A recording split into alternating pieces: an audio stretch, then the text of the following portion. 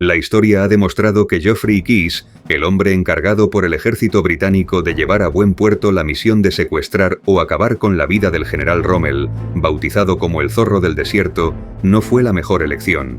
Hijo del almirante y héroe de guerra, Sir Roger John Brownlow Keyes, Geoffrey siempre estuvo obligado a demostrar de quién era hijo, y cuando se creó una nueva fuerza de élite destinada a operaciones especiales, en la cual ingresó gracias a la amistad de su padre con Winston Churchill, este joven militar, reservado, algo sordo y absolutamente miope, se vio involucrado en una operación que acabaría dejando en ridículo al ejército británico. Tras la humillante derrota contra los carros de combate del Afrika Korps durante la Operación Brevity, Winston Churchill destituyó con honores al mariscal de campo Sir Archibald Wavell, sustituyéndolo por el general Auchinleck. La segunda decisión que tomó el primer ministro fue trazar un plan para eliminar a Rommel, aunque no quería matarlo si no era estrictamente necesario. Lo que sí deseaba, al menos, era capturarlo con vida para poder exhibirlo como trofeo en un campo de prisioneros británico, lo que, según él, desmoralizaría a los alemanes y elevaría la moral de las tropas británicas. Y es en ese momento donde hace su aparición en esta historia la figura de Geoffrey como el militar escogido para llevar a cabo con éxito aquella misión, que llevaría por nombre Operación Flipper. Aunque Keyes sería el encargado de dirigir el asalto, la operación estaba bajo el mando del teniente coronel Robert Laycock, el cual no ocultó sus dudas ante aquella incursión extremadamente arriesgada, ya que las posibilidades de evacuación del comando, una vez llevada a cabo la misión, eran extremadamente bajas. Con estos malos augurios, el 10 de noviembre de 1941, un comando compuesto por hombres del Long Range Desert Group, voluntarios, y los Desert Rats, ratas del desierto, auténticos especialistas en acciones de sabotaje y de información en la retaguardia de las líneas enemigas, se unían al teniente coronel Geoffrey Keyes para proceder a una misión considerada suicida. El comando británico partió de Alejandría a bordo de los submarinos Torbay y Talismán, en dirección a la costa de la Cirenaica, en Libia, 300 kilómetros por detrás de las líneas enemigas. El desembarco ya supuso el primer contratiempo para la misión. De los 50 hombres que componían el comando, unos murieron ahogados a causa del fuerte oleaje al iniciarse el desembarco. Otros volvieron a embarcar en el submarino agotados por el esfuerzo, y otros más se perdieron en la oscuridad de la noche.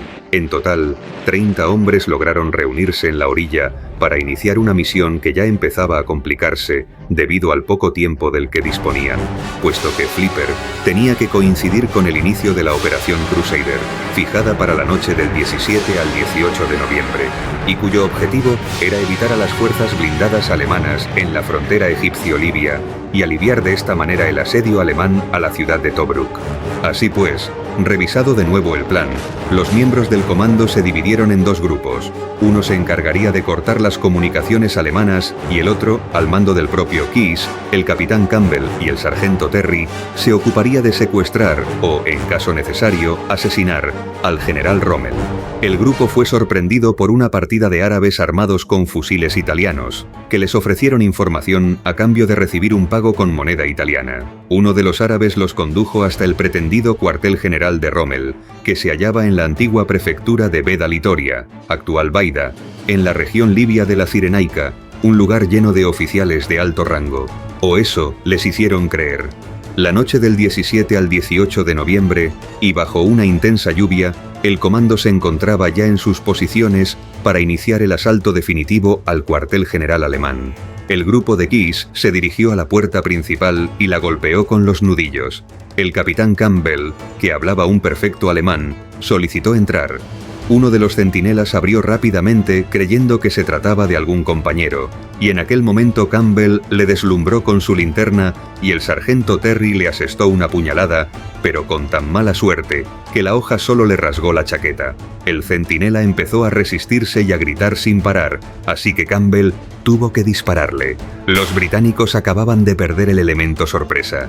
En medio del alboroto y con fuego cruzado de ametralladora, Keyes y Campbell empezaron a registrar habitación por habitación en busca de su objetivo hasta que, según cuenta la versión oficial, Keyes recibió un balazo al abrir la puerta de una estancia. Aún así, disparó valientemente contra los alemanes que se encontraban dentro, cayendo mortalmente herido.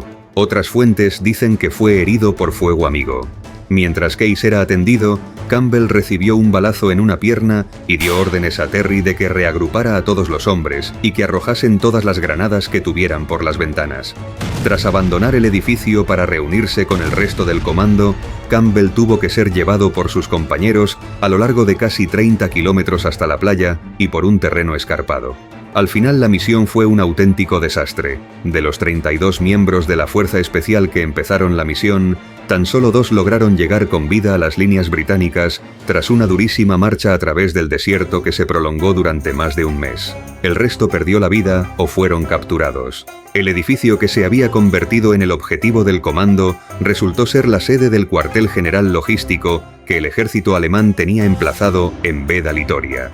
Para colmo de desastres, su objetivo, el general Erwin Rommel, no estaba en la ciudad, sino celebrando su cumpleaños en Roma. Jeffrey Keyes fue enterrado con todos los honores tras haber dado su vida para capturar a un adversario al que nunca hubiera podido secuestrar, y mucho menos asesinar. Los 2 únicos comandos antes mencionados que lograron regresar a salvo a las líneas británicas fueron el sargento Terry y el teniente coronel Laycock.